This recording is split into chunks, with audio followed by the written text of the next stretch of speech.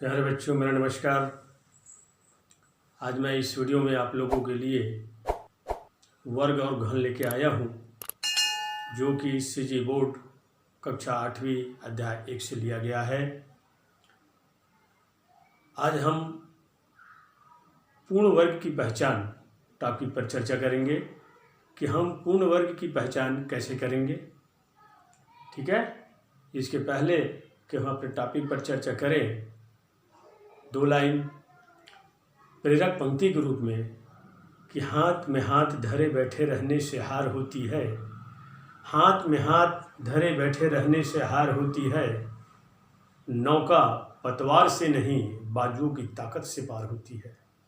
नौका पतवार से नहीं बाजुओं की ताकत से पार होती है।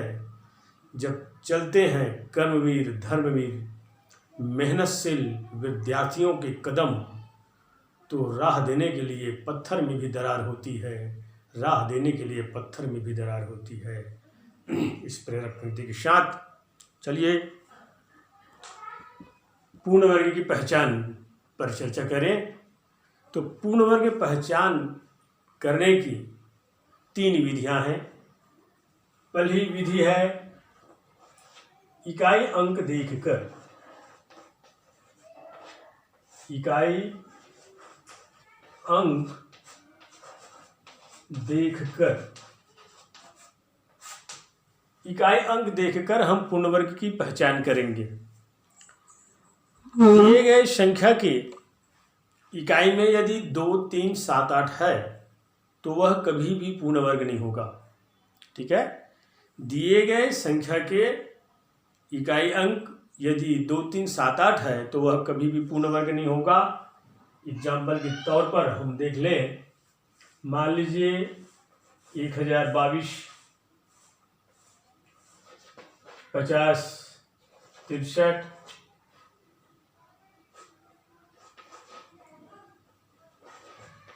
67, 1867 है।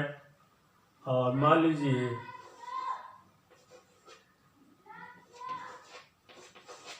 6588, जिसके इकाई में 2, 3, 7, 8 है तो वह कभी भी पूर्ण वर्ग नहीं होगा। आप देख लीजिए 1022 पूर्ण वर्ग नहीं है क्योंकि इसकी इकाई में 2 है। 5063 पूर्ण वर्ग नहीं है क्योंकि इसकी इकाई में 3 है।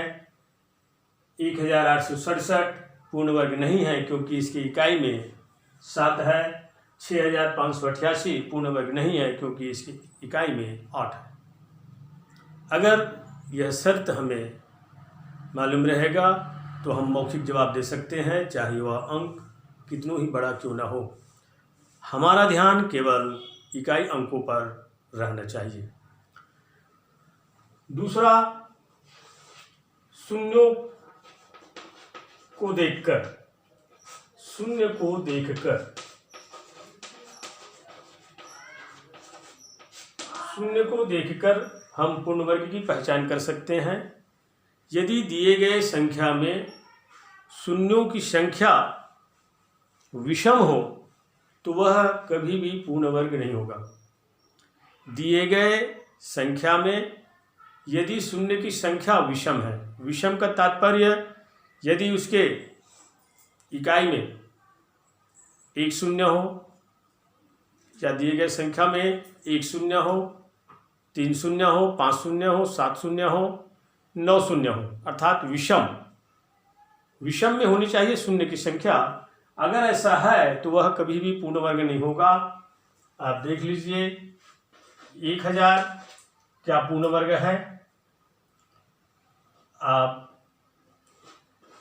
5 लाख भी ले सकते हो। और ये देखिए 3 एग्जाम्पल्स लिखा हूं मैं, 1000, 5 लाख और 2050। क्या ये पूर्ण वर्ग है? तो शर्त को दोहराइए। जिस संख्या में शून्यों की संख्या विषम हो तो वह कभी भी पूर्ण वर्ग नहीं होगा।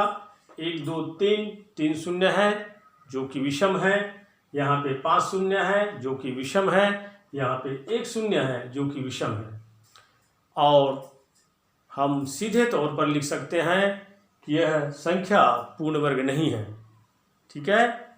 तीसरी विधि है, अगर दिए गए संख्या में ये दोनों शर्तें लागू नहीं होता तो तीसरा नियम है अभाज्य गुणनखंड विधि से पहचान।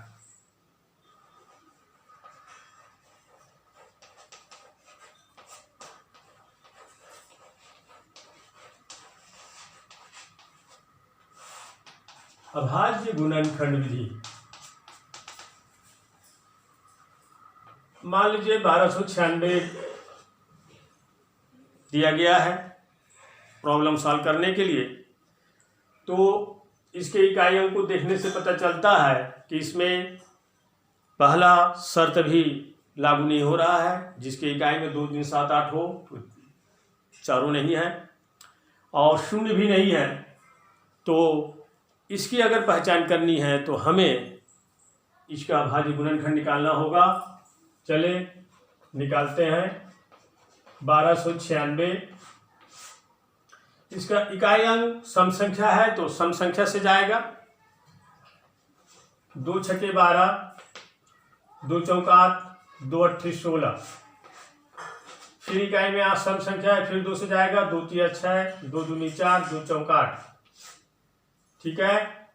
फिर 2 से जाएगा, 2 एकम 2, 2 छके 12, 2 दूनी 4, 2 अट्ठे 16, 2 एकम 2।